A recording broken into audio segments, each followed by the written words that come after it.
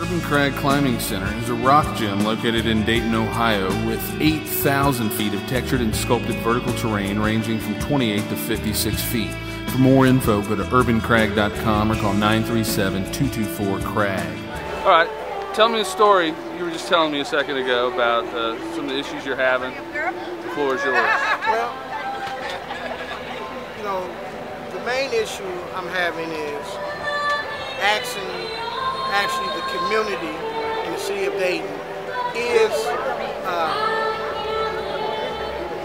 convicted felons that's being released from prison, that's had some troubled times in life, is second chance actually a reality. Giving convicted felons actually a second chance a reality. And, you think it is? You know, not quite. I haven't made that judgment yet, because there's some issues that I have been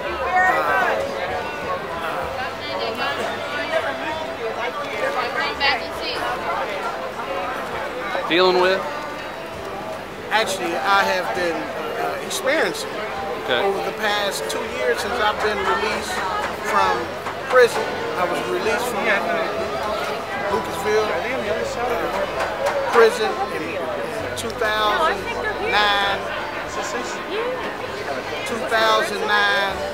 November 19th, and I have been receiving so much backlash from the community.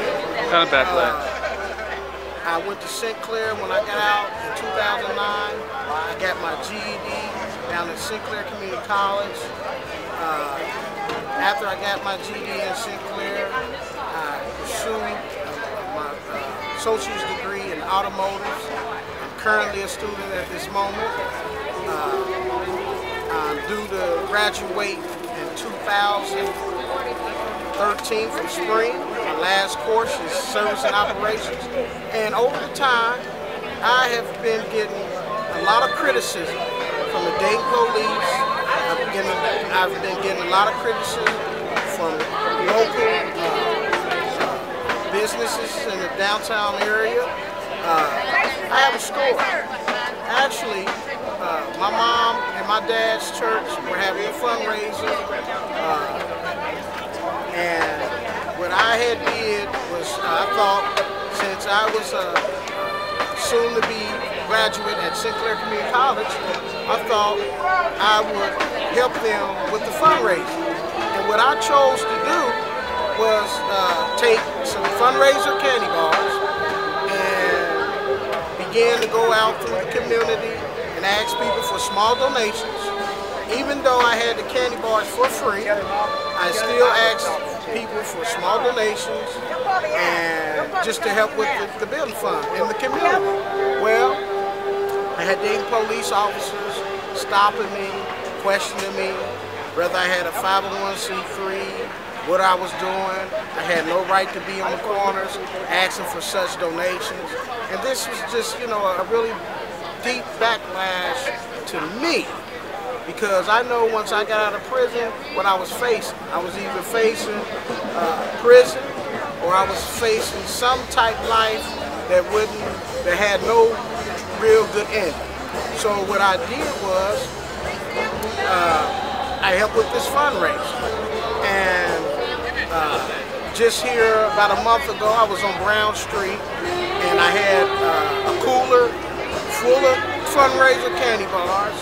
I had 2 Chaminade Julienne students come down on Brown Street in front of Penn Station and steal my fundraiser candy bars out of my cooler.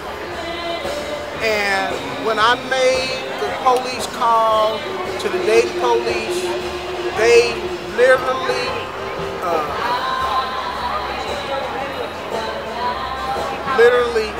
told me that there was nothing that they could do, and that the young man from Chaminade Julienne School had all rights to take my candy bars because they were for free. And we're talking about 52 candy bars in a box, fundraiser candy bars. And I thought that was just deeply It was deeply saddened that that had happened to me because what I was doing for my community as a convicted felon. Now, after that, just 2 weeks later, I was over in the Schuster Center talking with Chaminade Julienne's principal. And when I had my cooler and my candy bars on the corner, asking for small donations, I went in the Schuster Center to talk to Chaminade Julienne's principal. I was in there about 5 or 7 minutes, came back, my cooler was gone. My whole cooler was gone. And when I made the initiative to go search and see who had taken my cooler, I was able to find the individual who took my cooler, which was an ambassador of the Dayton Downtown Partnership Association. Okay. What I did was went over to the Key Bank Tires and had the security guard pull the videotape of the cameras that was watching my cooler.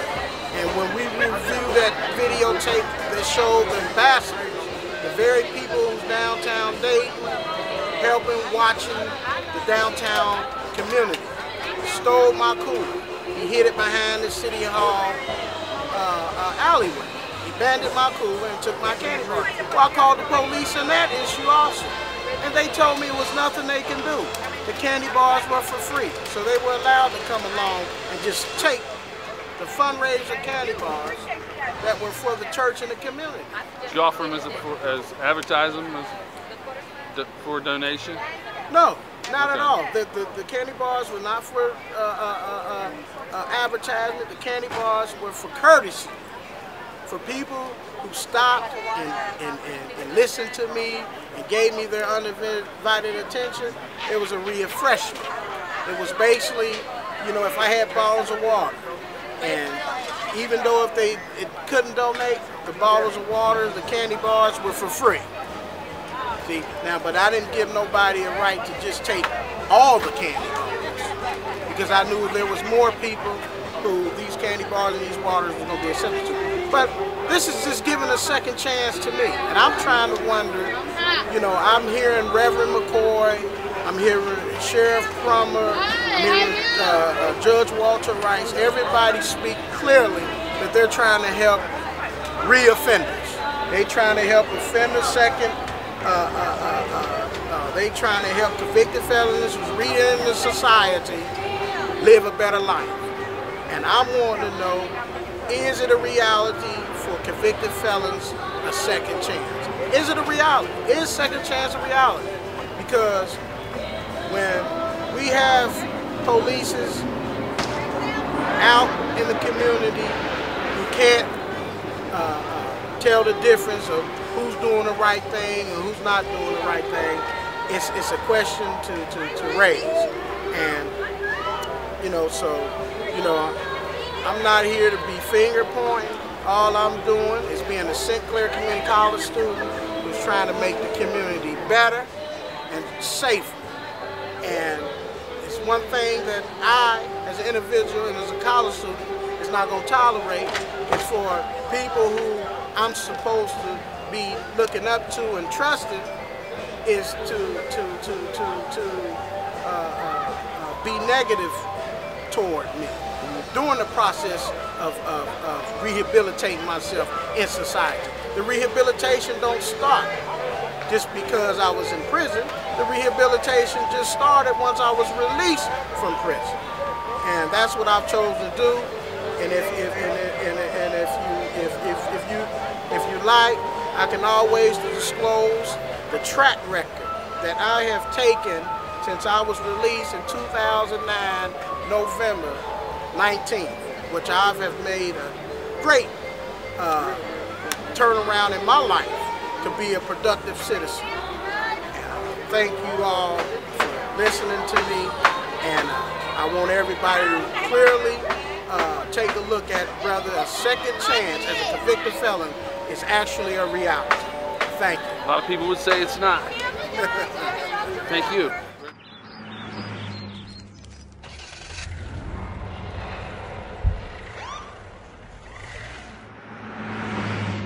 You know why I pulled you over?